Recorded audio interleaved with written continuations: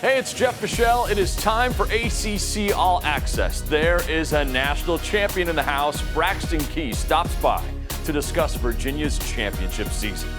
Louisville busted out the brooms in Raleigh last weekend. The Cardinals put up a pair of football scores on the Wolfpack.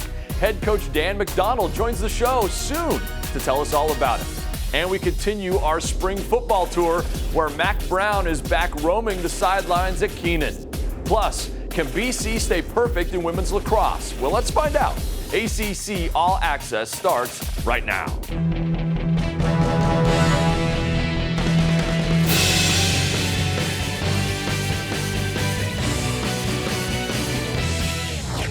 With the basketball season now in the rearview mirror, this is the spring cleaning edition of ACC All Access. And when you clean, you'd better bring a broom. And that's exactly what Louisville did on its trip to visit NC State. In a top 25 baseball battle, the Cards swept the Pack. It started with a doubleheader Saturday, Game 1. The Cards brought their boomsticks to Raleigh. Alex Benellis went deep. A 3-run shot, his 5th home run of the year. He drove in 5 runs in the game. 14 runs for the Cards on 18 hits, 14-10 the final. Game 2 Saturday, and again the Cards scored 2 touchdowns, 14-2 the final. Again, 18 hits. Logan Wyatt led the hit parade, 3 hits including a home run. He had 3 RBI. Sunday, a tight one into the 8th. Lucas Dunn singled through the right side, 2-run score. That's more than enough insurance for the Cardinals bullpen. 6-3 the final. It is Louisville's 3rd sweep in conference play. And joining me now, the head coach of the Cards, Dan McDonnell. All right, Dan, your Cards are on a roll, including that 18-6 win Tuesday night over in-state rival Kentucky. 12-2 in your last 14. What's been the key to this run you guys have been on? Well, the bats have really turned it up a notch. All year we've had good starting pitching. Our bullpens come together well. We've played good defense. And, offensively, you're going to go through stretches where you go in and out. We overcame a few injuries a month ago, played some young guys. Now everybody's healthy, everybody's back, and we got the offense is really clicking on all cylinders. You started talking about the pitching there for a minute. It's been really solid, especially in conference play. I think the ACC's hitting 228 against you. That starts, of course, with Reed Detmers. You want to talk about Reed? He's been phenomenal. He has. You need that Friday night guy, that ace, to set the tone. He's been super efficient. Seems like he gives us 7-8 innings every Friday. Rest our bullpen, lets the offense settle in and gets the bats going. And then Nick Bennett has been just as good on Saturdays, and Bobby Miller settled into the Sunday role a few weeks ago. So our pitching coach, Roger Williams, has a resume of having great Friday night starters, great weekend rotations, and then, as I mentioned earlier, our bullpen has come together nicely. Now, Alex Benellis was the conference player of the week. How have you seen him improve over the course of his freshman season? You never know what to expect with freshmen. Some of them figure it out at some point of the season. Some of them don't. And fortunately, as I mentioned, the few injuries we had gave us an opportunity to play a couple younger guys.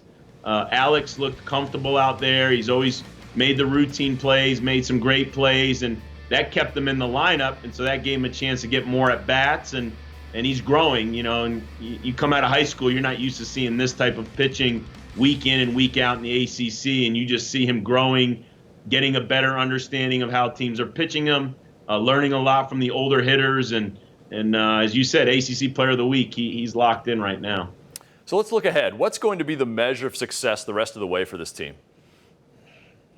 Well, I'll go back to our staple phrases at the beginning of the year. We got 3 phrases. One is stick to the process. So we don't want to get ahead of ourselves. I talk a lot about, don't get caught up with everybody loving on you, social media, RPI rankings. We know who we are. Just put your head down, stay focused. So stick to the process. We talk about 1% better every day. It's a long year, and teams go through hot spurts and cold spurts, and it's just part of it. Don't get too high, don't get too low. Let's just get 1% better every day. So we'll practice today, and I want my infielders, outfielders, my hitters, pitchers, I just want them focusing on getting better today. And then our final phrase or word is finish. You got to finish games. You got to finish weekends. Obviously, at some point, you got to finish the season, but we don't want to go there just yet. We just want to stick to the process and, as we like to say, be where your feet are. And that's middle of the season in the ACC with a lot of baseball left to play. Dan, what have you discovered about this team that perhaps you didn't know when you guys started out at the beginning of the year? I thought we would be good defensively, but you got to go out there and do it. And we've been really good defensively. I thought we would be better in the bullpen this year, and guys have stepped up. Michael Kirian, Michael McAveen, Adam Elliott, Shea Smitty, Jared Poland. It's been a good group. And then our depth. I knew we would have enough hitters to fill a good lineup, but having gone through some injuries, having to play some younger guys just prepared us now that everybody's healthy. We got 13, 14 guys we feel could start every day, and that's nice to know in case you get another rolled ankle or a sore body. I've got guys I can put in to keep us going. Hey, Dan, thanks so much, and good luck the rest of the season. I appreciate you having me on. This weekend, tennis and golf will crown ACC champions. It begins the Spring Conference Championship season. The Women's Golf Championships tee off Friday morning in Greensboro. They will be competitive. 11 golfers who competed at the first Augusta National Women's Amateur will be competing at Sedgefield Country Club, including the champion, Wake Forest Jennifer Kupcho. Duke is seeking its 22nd ACC title as number 3 in the golf stat rankings. Wake Forest is 8th with Florida State right behind at 9. Wake and FSU have a chance to dethrone the defending champion Blue Devils. Of course, the Demon Deacons have the world's top amateur on their side with Kupcho, who says, yes, she'll carry a big load, but she can't do it by herself. The goal going into every tournament is to win, both team and individual. But I think it really just takes preparation and focus. If you focus on it too much, you're not going to be able to perform. So we just have to go out there and put our best effort into every shot. We're all working really hard, and we all support and want to do well for each other. So I think our team camaraderie has really helped, and I think that's going to continue to help us through the postseason. Coming up on ACC All Access, it was a party Saturday in Charlottesville. They're part of one of the greatest stories that I've ever seen written, and it'll be told over and over again. Later, Braxton Key stops by with the details. Plus, can BC keep flying in women's lacrosse? Up next, Mac is back on the sidelines at North Carolina. A spring football tour is next, so stick around. This is ACC All Access. ACC All Access is brought to you by the corporate champions of the ACC, Geico and Food Lion.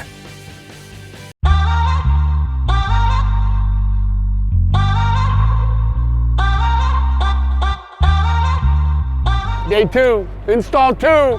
What do we got? Who can keep up? How consistent can you be? Let's go, 9-7. Okay, hey, persistence getting 3% better, guys. We should be flying around and make a major improvement from Wednesday to Friday. Everybody got it? Okay, French, you got it. Let's go. Persistence on 3. 1, 2, 3. Persistence. Take that angle. Aggressive. Shockey looked like a DB right there, Coach. Coach, we have to get Shockey some reps on defense. 1, 2, 5. Go. Stop right there. Hey, Phil. Hey, where's your number 2? Stop. Tell me where number 2 is. You're outside of them, right? If they're both over here, they're either going to run the ball here, you show there, and you come straight back. Don't go so far. You got to stay inside of number 2.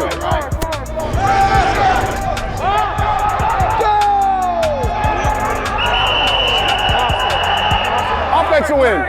Well, you see it happening. It's going to make us better. Oh.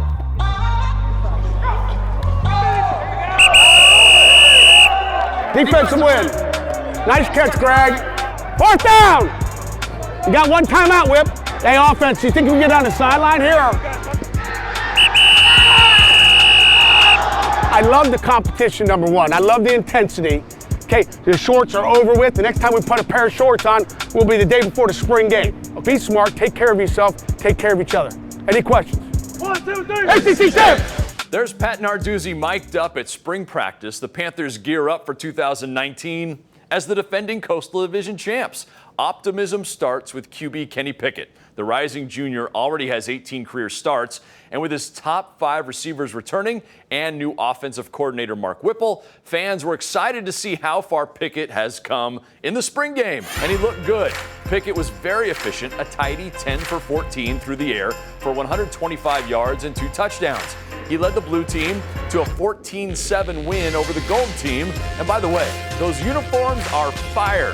Narduzzi really liked what he saw from Pickett. His feet are better in the pocket. I mean, there were some changes, that Coach Whipple wanted to make, just as far as his fundamentals and, what he does with his feet in the pocket, and something I know nothing about. And again, the ball's coming out quicker out of his hand, and I think that's the most impressive thing. You saw some balls being thrown, on time, and receivers before they're out of their break, the ball's coming there. So that's something we wanted to see. The best defensive football player on the planet is a former Pitt Panther, and Rams defensive lineman Aaron Donald announced he's making a major 7-figure donation back to Pitt. Pitt will name the ground floor of its athletic complex the Aaron Donald Football Performance Center. That includes the weight room, where Donald still works out in the off-season. Having the resources to give back meant much to Donald. Happy to be here, in the city where I was born and raised in, great university where I, played football and grew up watching. So to be here today, had the opportunity to do certain things I did for the university. It's a blessing, you don't never, you never dream this big. You always got big dreams, but this is, past what I ever expected to have the opportunity to do. Donald says he loves LA, but Pittsburgh and the University of Pittsburgh will always be home. Here's the Pitt schedule this fall. It starts with a tough conference test against UVA, which will be a Coastal Division favorite this year. Big back-to-back non-conference battles in September with rival Penn State, then UCF. In October, the Panthers turn to conference play full-time, and they close the season at home against BC. In Chapel Hill, the first spring game of the Mac is Back era. It was Carolina versus the Tar Heels. Everyone is curious about the QB race. Jace Ruder looked good. His 7-yard keeper put Carolina up 17-0. He also threw for 143 yards. Prized recruit Sam Howell put the Tar Heels on the board with a 42-yard touchdown pass to Roscoe Johnson. Howell was 10 of 16 for a $131. But the Carolina team put it away on a Storm Duck scoop and score. He returned the fumble 44 yards for the touchdown. Mac Brown is optimistic this is the beginning of a new era of winning. But I think our quarterbacks are in a good place. With the transfer portal, everybody gets mad and leaves now so quickly. We want to give all 3 guys a chance. And I told them I would recruit all 3 of you guys at Texas. It's a north-south battle on August 31st. The Tar Heels open the season with the Gamecocks at Bank of America Stadium. The Tar Heels host Clemson at the end of September, then 5 straight Coastal games, and they end the season visiting Carter Finley and the Wolfpack. Still to come on ACC All Access, the streak continues for the Duke Blue Devils against Virginia. We will explain later in the show.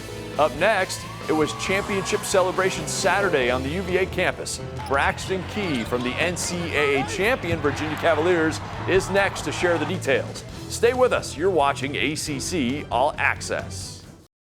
ACC All Access is brought to you by the corporate champions of the ACC, Toyota. Visit your local Toyota dealer today. Toyota, let's go places. Scott Stadium was the place to be Saturday. No, it wasn't UVA's spring football game. It was a big party for the new NCAA champions. Over 21,000 were there, much bigger than what JPJ could hold. Besides, it was occupied by monster trucks. Head coach Tony Bennett knew UVA could pull off a big celebration for a national champion. I got to tell you something, and our guys will appreciate this. I want to ask our players this. Do you remember when we played Clemson this year? We played at Clemson, and we're riding up on the bus. And it was the time where they were going to celebrate the football national championship. And we're riding up on the bus, and the stadium's full, and we're getting ready for our noon game. And I remember thinking, man, what would that be like if we ever won a national championship? And you know what? That day is now! We have a national champion in the house. Braxton Key is here. Braxton, first, congratulations. What has the past week been like for you since your team won the national title? It's been crazy. I mean, just having the fans supporting us, really students, fans. I mean, everyone in Charlottesville has been going kind of crazy. It's still kind of a surreal feeling, but I mean, everyone's supporting us, and just the energy right now is at all-time high. What about the fan reaction once you came back to campus from Minneapolis? It was great. We got back Tuesday. We had a lot of, really every fan that was driving a car was honking their horn at us as we passed by. And then we got to JPJ, and fans were they already had something assembled where fans, we could walk through and give them high fives, and coach talked to them. And it was just great. And then Saturday we had, I think it was 25,000 people is what I heard. So just being able to talk to them and just seeing the support that we have, even after we won a championship, it's just great. You transferred to Virginia, and I'm sure one of the reasons was because you wanted to win. Is it fair to say year one with the Cavaliers turned out as well as you could have hoped? Absolutely. I mean, not many guys transfer, go into a championship team and can make an impact. And I mean, just for me to really get eligible this year was a blessing, and then just be able to play with the guys. It's been a great year, and it's kind of sad that it's already over, but I mean, it's definitely fun that we ended it the right way. Let's get real for just a minute. Purdue, Auburn, Texas Tech. At any point in those three heart-stopping games, did you think to yourself, that's it, we're done? I mean, with our defense and the way we shoot the ball, it's tough to really count us out of any game. But I mean, that Purdue game was really nerve-wracking. I mean, I think there was 5 seconds on the clock. We're down 3. Ty's going to the line, shoot 2 free throws. So there's definitely a lot of nerves there. And I was like, man, I mean, hopefully it's not meant to be. But once we got that win, like you said, Auburn won, and I think even Oregon won the game before that. I just kind of felt like it was destiny for us to win it all. Okay, so what was your reaction when Mamadi Diakite hit the shot against Purdue? I thought we won, so I didn't know it was going into overtime. It didn't really come across my mind. I was afraid that there was going to be too much time on the clock, and so there's time was on the clock, and guys were going to run on the court and maybe get a technical. You never really know when it gets that late in the season and in the games. But I mean, he hit that shot. It was crazy. I didn't believe it, but I mean, he saved the season for sure. We heard Tony Bennett a minute ago at the celebration on campus. What has it been like for you as a transfer to embrace Coach's style and his system? It's definitely difficult. I mean, it's not like your every other system. I mean, we don't really get up and down like most teams. We don't press, and we don't really just use our athleticism that we do have to our advantage. But we just use our smarts, and I mean, the defense is very hard to learn. It's a lot of defensive practices. I mean, most practices consist of 70% defense. So, I mean, we just drill after drill, and like I said, it is difficult, but it definitely paid off in the long run. 10 rebounds in the championship game. What a huge contribution off the bench. Does it make it more satisfying winning an NCAA title knowing you were a key to that win? Oh, absolutely. I mean, it's something you work for your whole life. The Final Four, the championship game. I mean, when you're a little kid shooting in the driveway, you imagine yourself playing in those big moments. And just for me to go in there and just make an impact it was huge. I mean, I was just glad to come and team win. Looking forward to getting a ring? Oh, yeah, exactly. I mean, I can't wait. I haven't seen what they look like or anything like that, or how they're going to look or anything. I mean, I just can't wait for the ceremony and breaking down the banner next season.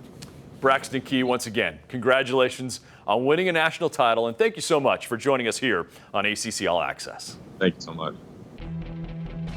Much more to come on ACC All Access as the ACC Lacrosse Championships quickly approach. The BC women are tuning up for a national championship run. Duke kept the long streak alive. The lowdown on lacrosse is next. You're watching ACC All Access. ACC All Access is brought to you by the corporate champions of the ACC, New York Life, and Bojangles' famous chicken and biscuits. We talk so much about national championships here on the show, and the next one shining moment for the ACC could be in women's lacrosse. The BC Eagles are 16-0 and led by Sam Apuzzo, the best player in the country. Tuesday, Apuzzo got the Eagles going with the first tally of the game against Yale. She now has 70 goals this season. That leads the nation. Apuzzo got plenty of help. Kenzie Kent, Dempsey Arsenault, and Kara Urbank each put up 3 goals apiece. That's a hat trick of hat tricks. The Eagles win 15-10 and keep on rolling. They wrap up their regular season Saturday at home against Louisville. Here's the latest poll. BC leads a group of 5 ACC schools in the top 10. Next week's ACC tournament should be full of drama, and BC hosts the event this year. The action starts next Wednesday. A top 10 battle between UVA and Duke, tied in the second. Matt Moore scored one of his 4 goals in the game to give the Cavaliers their first lead, 3-2. Final 2 minutes of the half. Duke a man up. Brad Smith gets it and scores, tied at 5 at the half. Then in the third, the Blue Devils scored twice in 9 seconds. First, Brad Smith again with his 20th of the year. Then, before you could blink, C.J. Carpenter as well. The Blue Devils go on to win 12-7. Penn State, Maryland, Duke, they're 1-2-3 in the latest men's poll. Virginia, Syracuse, and Notre Dame are right behind. The men's ACC tourney also starts next week. Something different this year, all 5 teams will be included in the bracket. Great show this week. Thanks again to Dan McDonald. It was great to talk U of L baseball. And how fun was it hearing from UVA's national champion Braxton Key. I'll see you next week right here on ACC All Access.